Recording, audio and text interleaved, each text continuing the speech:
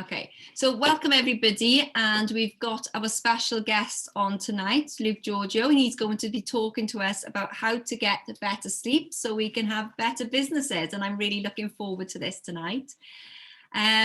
So what we'll do is we'll let Luke talk to us about better sleep, and then afterwards, then, as we always do on Introbiz, is that we'll have our networking. And what we'd like to do is we'll talk about, well, I'll explain that after Luke, so we won't forget anyway. Maybe we could put it in the chat box. So we'll do some networking. So everybody will have about 1 or 2 minutes each to introduce themselves. So welcome visitors. It's fantastic to see new faces. And I hope you enjoy our little networking club club tonight, and you get everything out of it that we expect of you, Luke. I'll give my best. I've got a load of information, so hopefully some of it will be of use to you guys. I am sure it will be absolutely amazing. I'm just gonna. Do you need me to make you co-host? I'm not going to share my screen. I'm just going to speak. If you guys want to take notes, you're more than welcome to. If you want to record this and watch it back, you're welcome to. If you want to email me and ask me any questions at a later date, you can do that as well. And how would you want to work it? Would you want people to raise their hand in the middle of what you're saying and ask questions, or do you want to leave questions to the end? Yeah, you can ask me as we go. That's fine. Okay. I don't want to be controlling or anything, but maybe if we can just raise our hands or put a thumbs up so that we can see who wants to ask a question, so nobody talks over each other. I don't know if you find when people just talk, there's 3 people talking and you can't see who wants to ask a question. So just sort of like raise your hand or put a thumbs up, or I think in the reactions you can actually get a raise handler. There you go. Nice. Oh, Christian's already wants to ask a question. Actually, I would say do the reaction, and if you have a question, do it in capitals in the chat box. Then you can have it easy to check. Okay, this is a question in capitals. Yeah, so we're not shouting at Luke. We're just putting in capitals so we draw attention. That's fine. Good evening, Amy. How are you? I'm good. Sorry, I forgot. I didn't see the hi, but I'm like, oh crap. Twice in a week now. Is that the official reaction to I've messed up the diary again? Oh, you know what? Today I had a meeting literally at 4:30, and I looked at it yesterday. I was like, okay, that's on Friday, and then she's like, Amy, I'm waiting. I was like, hang on, it's not a Wednesday. Literally, my brain is just not computing right now. Oh my god. I really love you, okay, Amy. I really love you. Oh, thank you. That's very nice to hear. Grateful. Did you want to say something, Heather? Oh, your hands up. I was just going to see that it worked. Just showing off, Christian's wonderful piece of learning that we have there. Yeah. Full of useful information, aren't you, Christian? Okay, so without further ado, over to you, Luke. Welcome, and just introduce yourself and a small intro, and then you can just carry on. Sure. So lovely to be here, guys, and to be here with you to share some practical advice on how to get better sleep.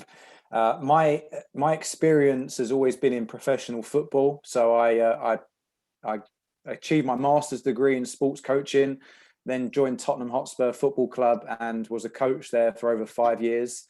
I then set up my own sports coaching company, and I also have done lots of health coaching as well. So always been in the sport and performance sector my whole life, ever since leaving school. And why am I qualified to speak about sleep? Because I've hardly had any sleep in the last 5 months, and I've researched a lot of strategies to help improve sleep that I've implemented myself, and I'm going to share with you the things that have worked well for me.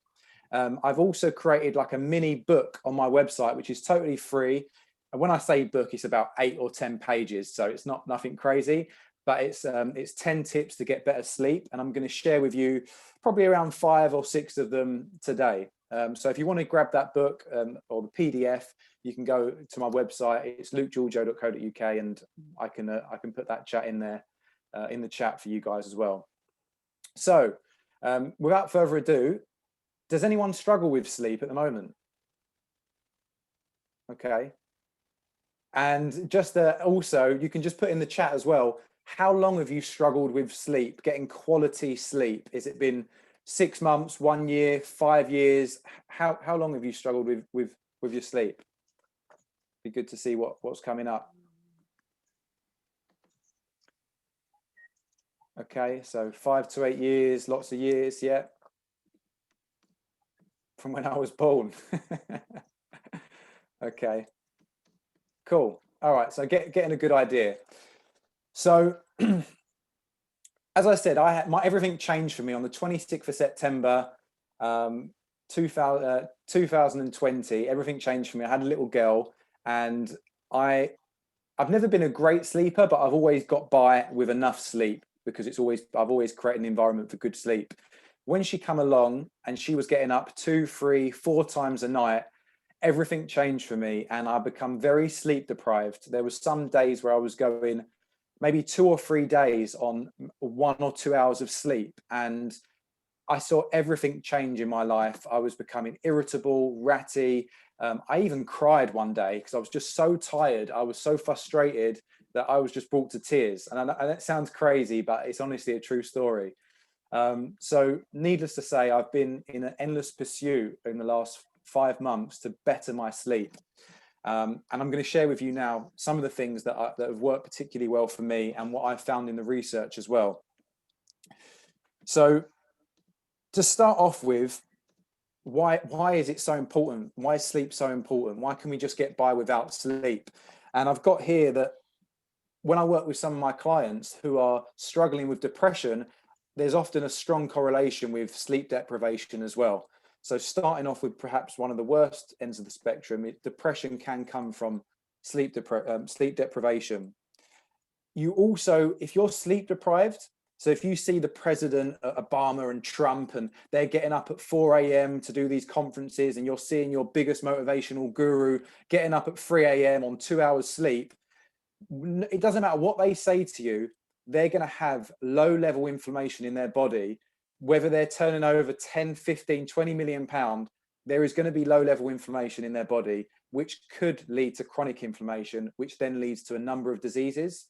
So sleep is so important for your health because you don't want to become inflamed from a lack of sleep. There's already enough of that in our environment, from the food we eat, the processed food, the toxins, the car fumes, you name it. There's already enough stuff making our bodies inflamed. So we don't want to get that from sleep as well. And the last one was just my presence every day. I wasn't very present. I was irritable. I was ratty. My relationships were suffering. And I didn't want to be that person. So I tried everything I could. So let's get into it. The first one, number one, and perhaps in a weird way, one of the most important things is sunlight and daylight. Sunlight and daylight. So when we wake up in the morning, our cortisol levels are heightened, which is the stress hormone. And getting natural daylight naturally brings that down and helps you get to sleep at night as well. Not only that, the sunlight in the morning when you wake up, it kickstarts your circadian rhythm. And that's your natural biological rhythm that's in your body that tells you to wake up and go to sleep.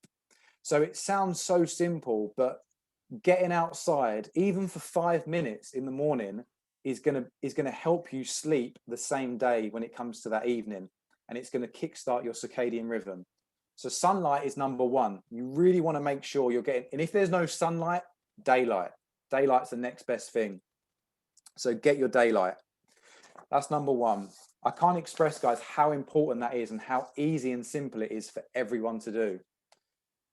Foods. When it comes to foods, you want to have foods that are going to release serotonin, which is going to help make melatonin, which you've probably heard helps you sleep. So foods high in fat and vitamin D are really great. So wild Alaskan salmon, fresh caught wild fish is going to be, they're really great foods to help you sleep, foods that are rich in fats. And when it comes to eating at night, you want to make sure that you stop eating before you feel full. So try and get to that point just before you feel full, because if you go to bed if you eat a big meal at like 8 o'clock and go to bed an hour or two later at 9 or 10, your body's temperature is going to raise, and it's going to wake you up at night because it's trying to digest that meal. And I'm guilty of this, hands up. I'm guilty of overeating and then being woken up because I'm sweating. It's freezing outside, but I'm sweating because I've ate too much before bed. So limit your not limit your calories, but just don't eat an hour or two before bed. Try and give it 3 or 4 hours at least before bed, and don't overeat at the same time. My grandma is taking melatonin. Yeah, so you can take melatonin supplements as well, which is, I've heard, really good. I haven't taken them myself, but I've heard that melatonin supplements from my friends are using them. Apparently they work really well as well, and I think you can probably find them on Amazon as well. So melatonin's a good one as a supplement. The last thing on food is you want to try and avoid eating high, very starchy, very heavy foods right before bed. So white pasta before bed is a bit of a no-no. Lots of white rice, white bread, anything that's starchy and heavy, you want to try and have the low glycemic, so the wholemeal, the brown rice. Avoid bread before bed. I would avoid pasta before bed. Try and have foods that are not, some people, it could be like a sleeping pill to some people. But yeah, try not to have the heavy foods right before bed, the starchy white foods. Okay, when it comes to sleep, a lot of the people that you'll listen to in the sleep gurus, the health gurus, talk about sleep hygiene. So we've all heard of hygiene when it comes to having showers and looking after our bodies. But what is sleep hygiene? Does anyone know what sleep hygiene is? Janine, yeah? You can speak. You're on mute. Sorry. That's all right. For example, it's like the same time bed, make sure that you have a dark room, you don't have any tech in the room. You may have a specific pattern or process that you do every time you go to bed, so your body gets used to that, and wake up at the same time as well, so you get that rhythm going. Yeah, so there's lots of things, spot on. There's lots of things that relate to sleep hygiene. The 3 big ones is, the first one is the right temperature. So the right temperature is so important to fall asleep and stay asleep. So between 15.6 and 19.4 degrees Celsius is an optimal temperature for most people to fall asleep. You can buy like baby monitors with the temperature on, which obviously I've got many of them all around everywhere. So they're really good to know the temperature. And a little hack that I found is to turn your heating on during the day and turn it on in your bedroom in the day. And then at night, when you go to bed, turn your radiator or whatever your heating device is off in your room. So you go to sleep with the heat, it's all snug and warm. You feel protected and safe, because the research has shown that helps with sleep. But then as your body temperature, if you have overeaten at night, if your body temperature is going to rise, your room temperature is naturally falling. So it counterbalances it. And I found that really helps with me, is going to bed in a hot room, but the room gets colder as the night goes on. And I know a lot of women as well, a lot of women get very hot at night as well. This is a simple tip for you as well, is to start off really warm, feel that safe, comfy feeling, and then the room gets naturally colder. This one, if you struggle to sleep, this has been an absolute game changer for me, okay? And I've done this the last 3 or 4 nights, and it's worked a treat. So when it comes to temperature, the research says to take a warm shower and then a cold shower, like simultaneously. But I've done it slightly differently. I've been having a warm bath with Epsom salts in it, because the warm and cold contrast is meant to help regulate your body temperature. But when you have a bath with Epsom salts in, it also relaxes your muscles as well. And it's really helped me quieten the mind. So, you know, the mind chatter when you lie asleep, and that just goes off and off in your head constantly, what you've got to do tomorrow, what blah, blah said to you earlier on. Your mum said that you put on weight and you're annoyed with her. You think, everything that goes on in your head, the warm bath with the cold shower, not only does it regulate your temperature, it calms the mind down as well. And I found that's been really useful to help me fall asleep. So 20-minute Epsom salt bath with a 30 to 60 second cold shower, that contrast before bed has been amazing. Any questions about anything so far? I know I'm blabbering on at quite a quick speed. No? Brilliant. So the next thing when it comes to sleep hygiene is the sound in your room. And I got thinking about sound recently because I go for walks with Sophia, my little girl, and there'll be police sirens, there'll be people digging with the industrial diggers, there'll be people screaming, and she'll be fast asleep. She'll be fast asleep. I'll lift her out of the thing where she's on me, I'll lift her in the air, and she's fast asleep. But then at night, when I put her down and it's all quiet, I close the door, it goes, and she's awake, her legs fly up. I'm thinking, for fuck's sake, why are you awake when we've done all this today and you've been fast asleep and now you're awake because the door makes a little creak? And I know the reason now is because it's a change in sound. So if you go from silent to noise, that wakes them up. But if you're constantly in noise, you don't wake up. So a good way of having a balance is the white noise that you've heard, like you put babies to sleep with white noise. That's full spectrum of audio. So that helps not only babies, because my wife got addicted to the white noise and it personally really annoys me, but she became addicted to it. And then I had to go to sleep every night with the white noise on as well. So having if you don't want the white noise, just making sure you're in a silent space. But if you have got little distractions going on, having a constant noise is better than having random noise go off throughout. And the white noise can do that.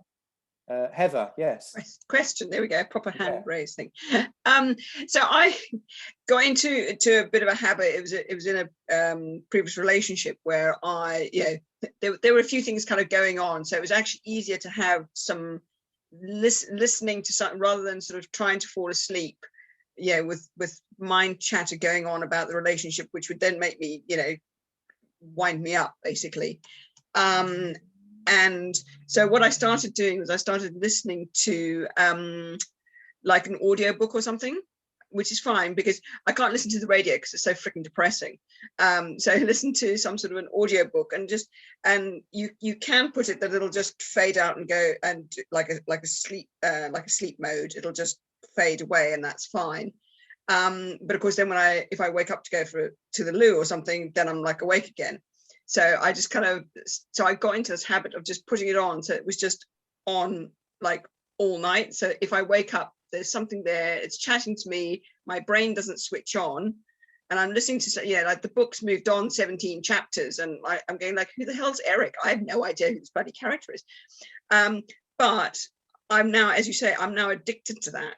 And I cannot fall asleep without having some sort of, and I fall asleep within 3-4 minutes. I'm dead asleep, absolutely dead asleep, but I wake up 2 or 3 times and I need that noise in my thing to get me to not think about shit. I don't want to think about work and relationships and crap like that when I'm trying to go to sleep.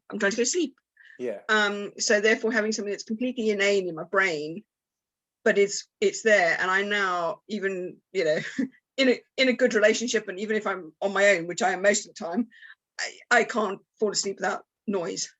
So I would say that if it works for you, if it's a decision between that and not sleeping, obviously that's better every night of the week. But perhaps you can change the noise so it is more of a therapeutic noise, like you can get like these meditation soundtracks or the white noise, or there's even pink noise.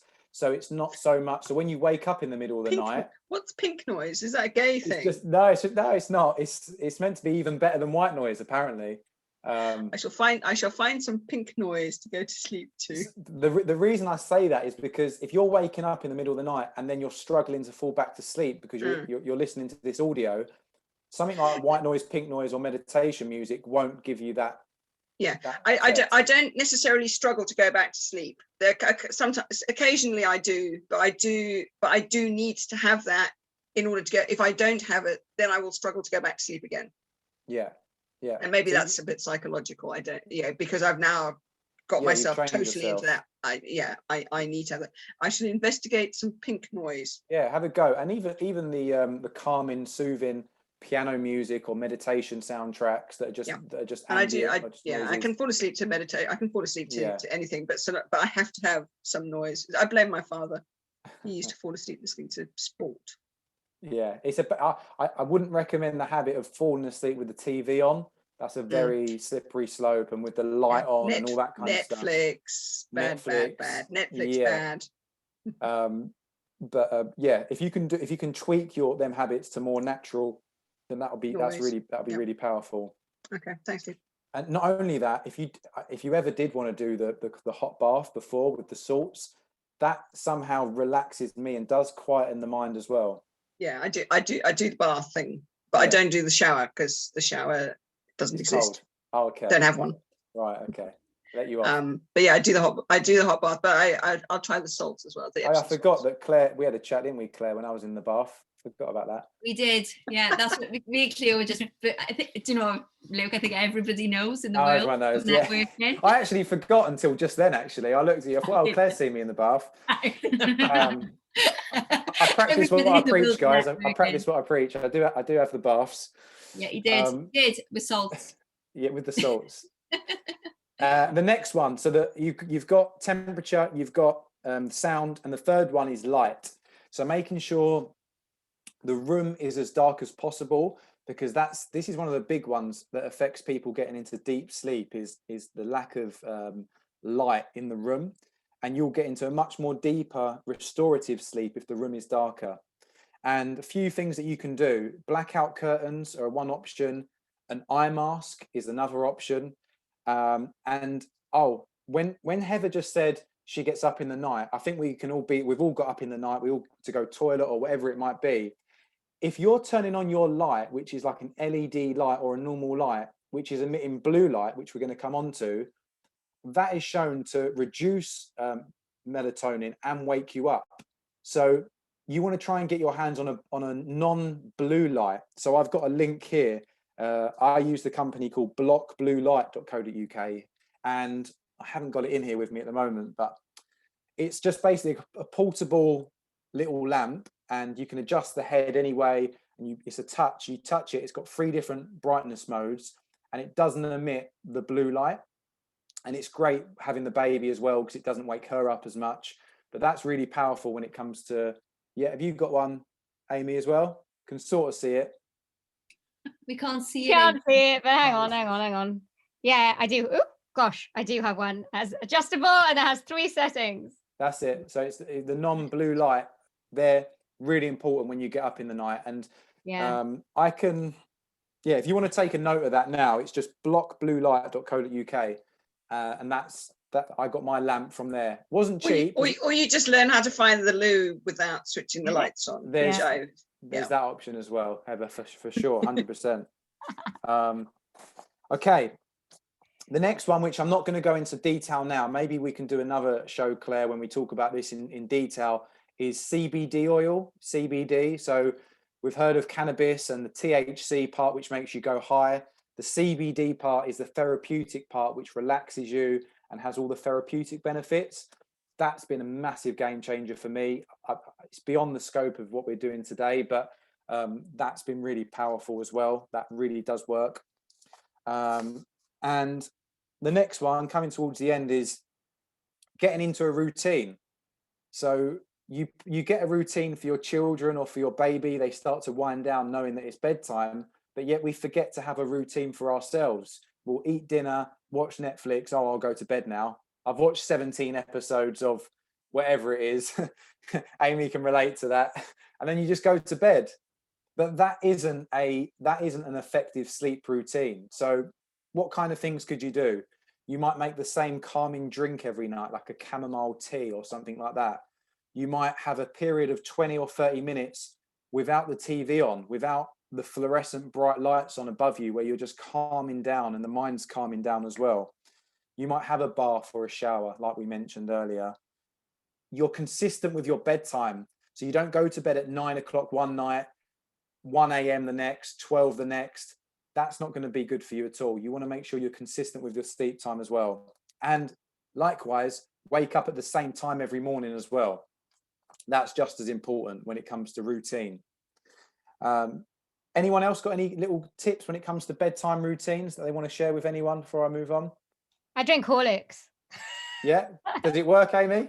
It does. Yeah. I know I sound really old, but Horlicks really does. It kind of like makes me feel all tired and relaxed. Yeah. So it's simple things, like the simple things can be just as powerful.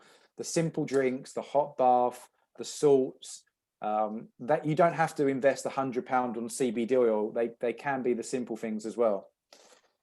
And the last one. Sorry, Luke, Janine was just going to say something. Yeah, Janine, sorry. So that's fine. No, the one thing I do is I actually put my mobile phone outside my bedroom because I'm a bit of I wake up a lot. So normally what I do is I'll just devour information. And I've been known to read 5-6 newspapers before 7 a.m. That's like normal for me. So by sticking it on the landing and outside my bedroom, that helps. So I don't have that when I wake up to read, don't have to reach for my phone because it's just a habit. So there's two, when it comes to the phone, there's two things when it comes to the phone, and it sort of leads into my last point, which is blue light exposure. So blue light comes from laptops. So these glasses are blue light blocking glasses. They're too big for me, which is why I haven't got them on, but I do wear them a lot because they block the blue light and I just need to get a smaller pair. But yeah, so Heather's got them on. These are prescription. Okay, but the blue light blocking glasses are different to the normal prescription glasses. Yeah. So can you get a coating? I know you used to be able to get a coating. Years ago, before I needed prescription, they're not super strong, but they are. I do need them. But I used to just have plain glasses with a coating with the blue block. Yeah, you can get both together. Yeah, for sure. Yeah, but the blue light comes off the phone screen. So if you look at my phone now, I've got, so that's my daughter. I've got, I press this 3 times and it blocks the blue light. So at night time, I switch it to that and it just blocks the blue light. And I'll say, Claire, I can send you how to do that after, and then you can send it to everyone. Oh yeah, please. But blocking blue light is really important. And the second point, what Janine said, is it's not just the blue light that comes off the phone that keeps you awake. It's the EMF as well that comes off the phone. So turning your Wi-Fi off at night and not having your phone by your head, which has shown there is cancer studies that have related EMF exposure to the testicles and the head, breast. So I go into lots of schools and work with boys and girls, and the girls put their phone in their pocket where their breast is. And it's not, I don't really feel comfortable explaining that to them, but they shouldn't be putting their phone where their breast is. And likewise, men where their testicles are, because that has shown to lower sperm count amongst many other things as well. So I've got when I go for walks, I've just got a little man bag and I just put my phone in there. And I even use these headphones because if I use these ones, these are Bluetooth, and Bluetooth also lets off a harmful emission as well. So I limit my Bluetooth exposure as well as my EMF, as well as my blue light. I'm pretty much into it, guys. You're probably thinking I'm a bit of a freak, but I'm hardcore. So anyway, look, I've given you a ton of information. I hope some of that's useful. To get all 10 points in detail, if you go to my website, lukegeorgiou.co.uk, I can put it in the chat now. It's a free ebook. You can just read that in your own pace. You read it within about 20 minutes. If there's any questions, happy to take them as well. Alicio had a question. Yes. Would you like to ask Luke a question, Alicio? Yeah, I wrote down that how many hours you suggest to sleep every night. How many hours? So you want to try and think of hours, but also sleep cycles, because a lot of people go for 8, but they might have like a broken or 8 hours. When you have a sleep cycles are 90 minutes. So every time you go 90 minutes, that's 1 sleep cycle. So optimal amount, if you think most people want 8 hours, which is a good amount for most people, try and look at how many 90 minutes are in that 8 hours and think, well, you know what, I want 5 90-minute sleep cycles. And if maybe your sleep was broken, you can maybe have a nap in the afternoon to try and make that back up. There's a guy who coaches the Man United football team on how to sleep, and he talks about it in much more detail and knowledge than I can talk about the sleep cycles. So I'll send everything I've spoken about to Claire, and if you go into the ebook, that has everything I've spoken about in that as well. Luke, I've just looked on your site. Where is it on the site, the ebook? Scroll down the first page. If you just scroll down.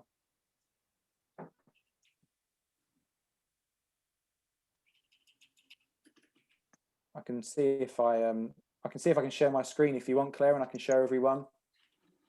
1 second. Oh, there you go. You got it? Oh, I've just made you co-host. Oh, that's Yeah, all right. right. Me having a bit of a I've been at this for 12 hours moment. I'll see if I can find it quickly. Yeah, no, I got it. Funny enough, I've actually got some CBD up on my screen, funny enough. You can see some of the prices are quite high. This site is a really good site, Blessed CBD. Prices are a little bit more manageable, and there's also a 10% off if you go into that as well. That's Blessed CBD. There's no affiliation with that, but on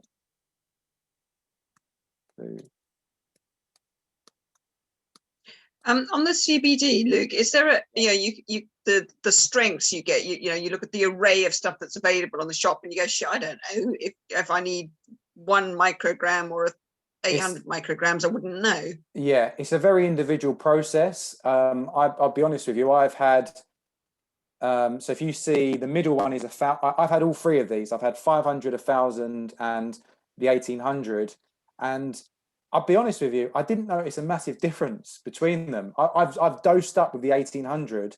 Like I took the other day 15 drops of the 1,800, which is a lot, and I didn't really notice a big difference between the 1,000, if I'm being honest. So I don't know. Do you notice the difference between taking it and not taking it though? Yeah, when you wake up having taken CBD, you're still sleepy, and your mind isn't racing. When you don't take CBD, sometimes for me, I'm wide awake and my mind's racing. So the CBD just calms that down.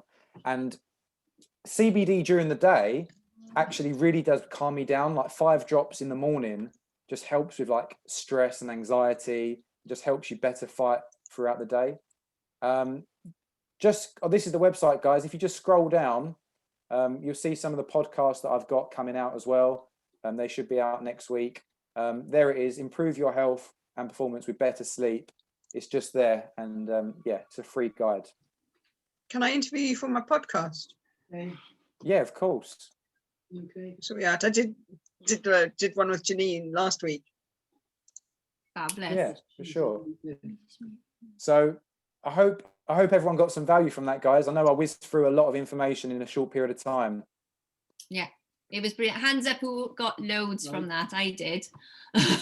On Cleo. Do you think we should hold each other accountable for this? I need accountability for my bedtime routine, because I know my bedtime routine is horrific.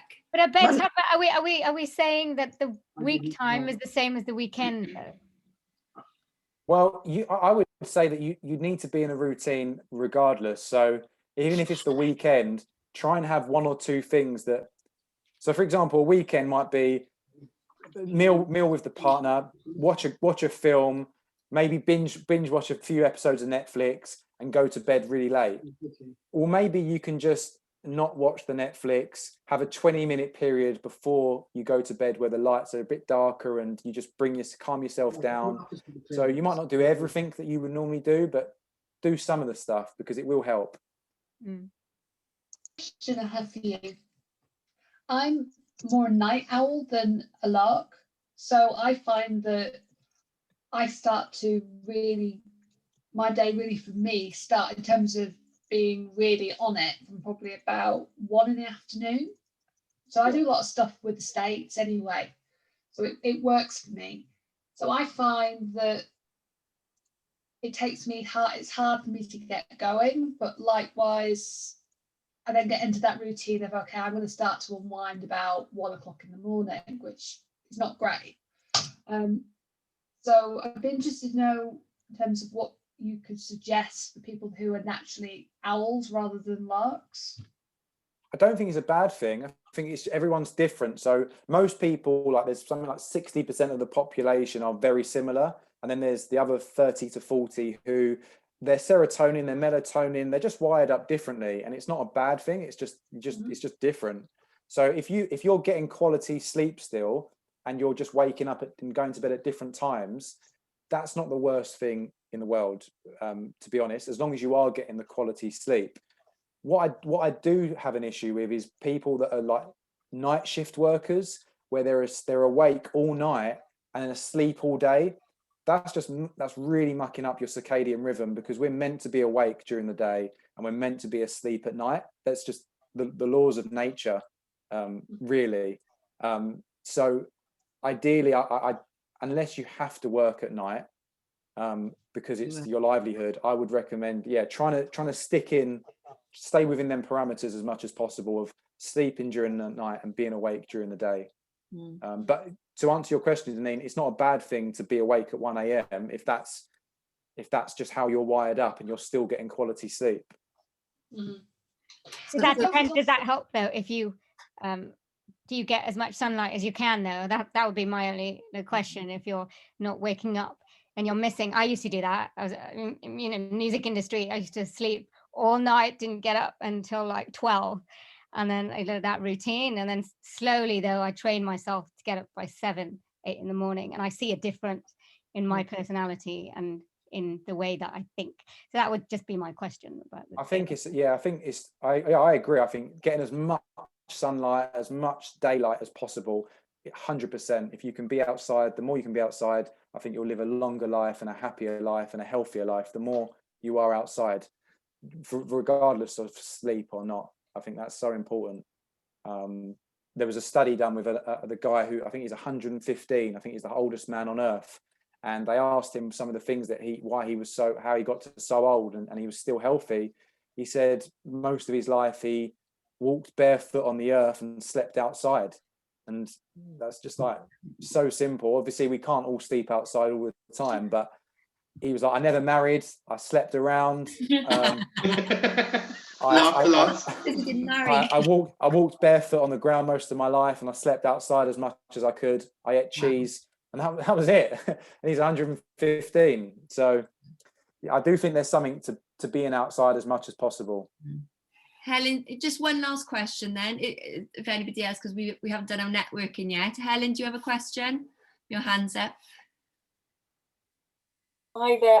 First of all, let me please apologise for being late. I got caught up. I'm so sorry. I know it's. I was so disappointed in you coming late. I thought you would be. I couldn't believe it. I could see it in your face, like. No, it wasn't a question as such, but I will say, like Amy was just saying, actually, I've tried to change my routine because you do get into really bad habits, and now what I'm finding, since I've sort of been trying to go to bed a bit earlier and calm the night thing down, and I don't like TV much anyway, especially the news, but I was setting my alarm for about 7:15, 7:30, and now I'm actually finding that I'm waking up naturally at that time. My body has got used to it. But what I was going to say, when you were talking about the sleep routines, I'm a wellness advocate for doTERRA oils, and I use the oils at night as well, different things, but they really help me. They've got to be good oils. Wherever you buy your oils from, they've got to be good oils and sort of therapeutic grade, but they really help me. Yeah, no, I agree, Helen. I didn't mention it in that because there was so many things I could have mentioned, but I use lavender mist on my pillow as well before I go to bed. Yeah. It's great. I love it. Essential oils are brilliant as well on your wrist in a diffuser. They're really helpful. We use them as well. I've even got a little roller ball, and I either put it on my pillow or I put it on the edge of my pajamas. Yeah, exactly. So, Yeah. No, no, it's a good idea, and I do it as well. So yeah, brilliant. Thank Definitely. Guys, just before I'm going to go now, I know I've spoken a lot. There's probably going to be like a sleep course that I'm going to run at some point during the year. If anyone's interested, just let Claire know, and you can maybe go on the waiting list, because it's not fully formed yet, but you've got an idea as to some of the stuff that we're going to speak about. And if you're interested, then maybe Claire can take some names down, and we can I can get in contact with you guys from there. Yeah, fantastic. And then when the course is out, just because as an Introbiz member, we'll put it on our website for you, and for other Introbiz Sweden members, and then they have a chance then to come onto the course. Great. So that was fantastic. I've learned so much. My problem is when you say I have to go to bed and get up at the same time every day. I think Amy was thinking the same as me. You don't get that Sunday lie-in. I'll give you your Sunday lie-in, but the rest of the week not. I was like, no, but it is good. It is good to get into the routine. And Cleo's writing loads of points down here. Yeah. We were just like, oh my gosh, I've got a lot of accountability to do here. Fantastic. But do it, Claire. I'll check that you're only sleeping an hour in on a Sunday, not 2.